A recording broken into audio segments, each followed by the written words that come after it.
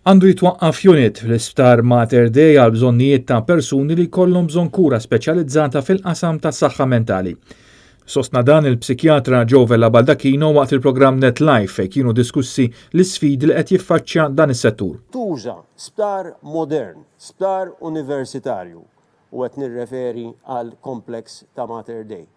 Fejn inti tdaħħal l-idea għal koncept ta' neuroscience, fejn inti qed tuża l-bioloġija flimkien ma' xjenza li nafu llum, flimkien ma' psikofarmakoloġija, flimkien ma' neuroimaging li għandna llum. Allora għaliex m'għandniex ikonna extension ta' xi ħaġa neuroxjentifika u tkun ukoll fil-kompleks ta' Mater Dei.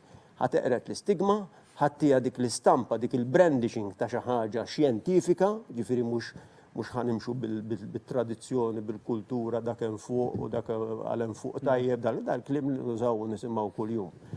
Mentri inti ħatati stampa ċara ta' xi ħaġa friska, ta' xi ħaġa dinamika u ta' xi ħaġa xjentifika. U qal li ċertu kundizzjonijiet li jkunu ta' natura ħafifa jistgħu jiġu trattati f'dan il-unit f'Mater Dei, iżda sfortunatament pazjenti jaqtaw qalbhom li jfittxu trattament għaliex ikollhom imorru fl-Isptar Monte Carmeli u l-istigma li dan il-post iġor miegħu.